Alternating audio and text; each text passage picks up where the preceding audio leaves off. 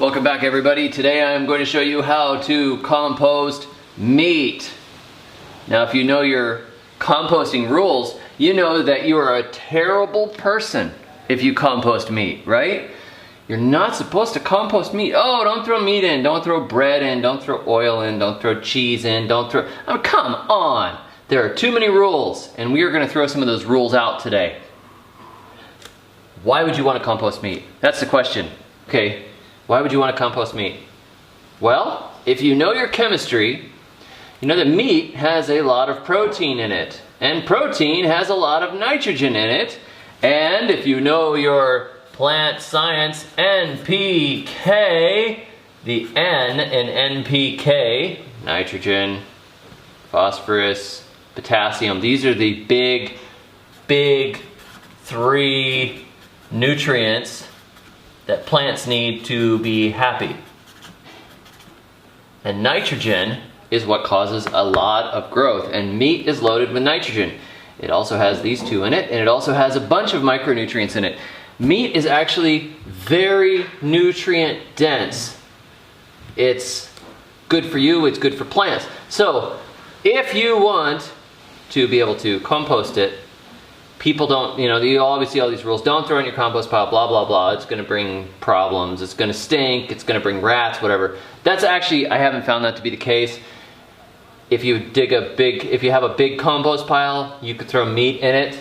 But I'm going to show you how to deal with meat and other nasty things, like say you wanted to compost a lasagna and you only have a small compost pile and you don't want a big stinking mess.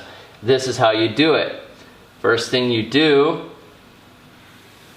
is dig yourself a hole, say 2 foot deep. There we go. Oh yeah, that looks professional. So you dig yourself a hole. Now you've got your soil, you've pulled out to the side. Throw your meat into the hole. Hey, let's make that look like meat. Yeah, it's like some sort of meat item. Right, so you've got it down there in the hole, and say you had dog manure, right? You could throw dog manure in there. It doesn't matter, okay? Because it's going into the ground. Say you've got some fresh chicken manure. Let's make that green. Oh man, look at that fresh chicken manure. Okay. This sort of stuff might be really hot. Like, you wouldn't want to put it right on the ground or on the plants. It might attract flies and whatever else. You could throw chicken manure in your regular compost if you want. But anyhow, once you do this, you dig a pit, then fill the pit in with soil. And what I like to do is make a mound over that pit of soil like this, right? So I've got the really kind of gross stuff here, but you remember it's loaded with nitrogen and everything else. This is why we want it. This goes back into the soil. It's going to feed your plants nicely. And then what you do is, on top of this thing, you plant yourself, get a nicer looking green, you plant yourself some seeds. One of my favorite things to grow on a pile like this is watermelons or pumpkins. And over time, what they'll do is they'll run all over the ground and be happy and big because they are getting some really good stuff here. So you've got these vines just running away, and they're feeding.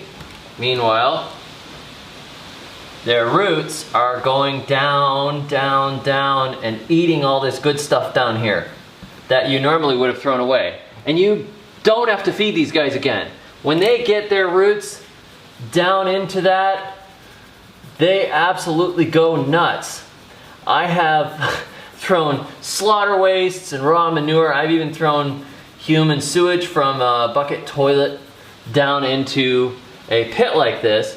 And if you're in an area where it doesn't flood and cause trouble, like if this was in a water table area, a big flooding area or whatever, you probably wouldn't want to do this. But when you have the ground in an area where you actually have some decent drainage and that sort of thing, you just bury your stuff in the ground, plant on top of it, and the vines will find what they need and run. Another thing you can do is plant corn.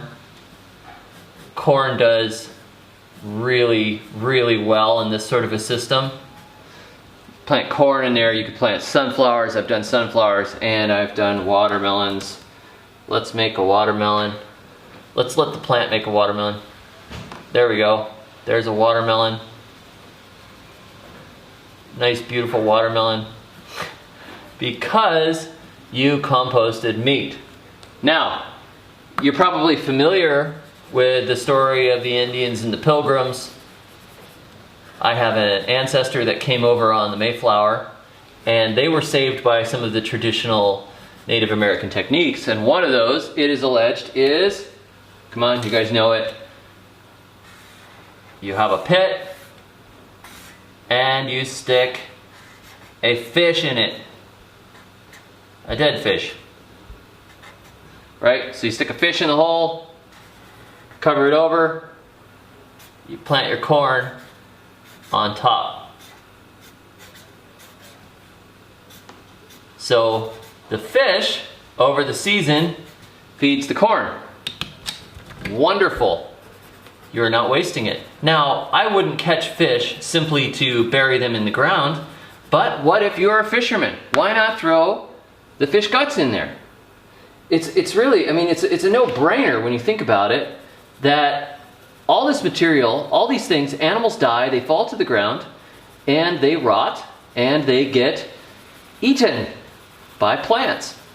So what you're doing is you're taking very high nitrogen, high fertility materials, putting them into the ground, letting the plants feed on them, and you're not throwing it into the landfill. You're not wasting it. It's not getting tossed out. Why would you toss this in your trash? This is like a good fistful of solid fertilizer right here that's going into the ground and can feed you. So when you're talking about survival and that sort of thing, it is so stupid to follow all these composting rules and throw out meat because you're afraid of it or you think the rats are going to get it or whatever else. Bury it deep, plant on top of it, and you will turn it into watermelons or corn or whatever else you're growing.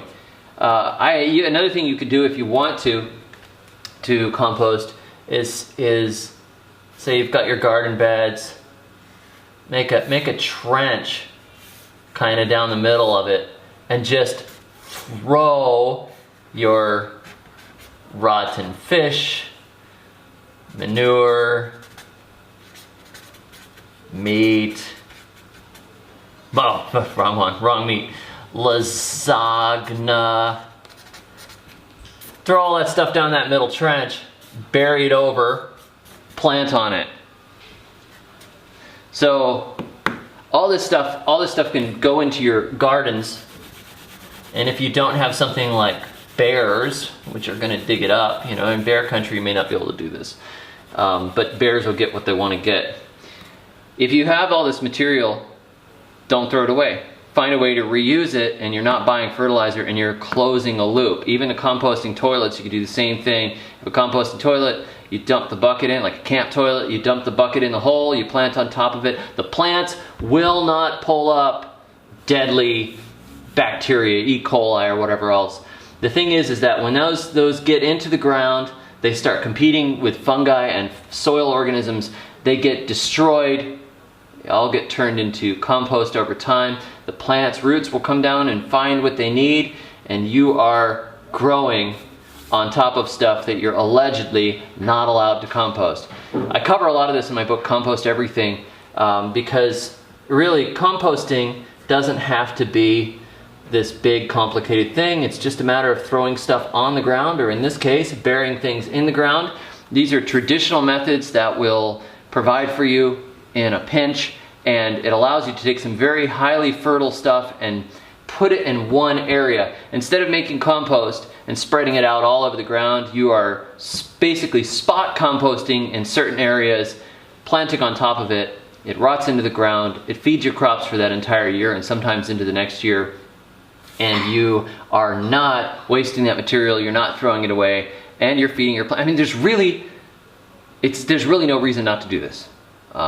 Unless you've got, like I said, bears or something that are gonna dig it up. It makes a lot of sense. All that nasty kitchen scraps, whatever, every time you clean out the kitchen, you know, you clean out your cabinets, you clean out your refrigerator, whatever else, dig a pit, throw it all into the pit, let the plants eat it. Put a mound on the top of it, or just bury it flat, plant on top of it, and just let your plants run and let them reuse.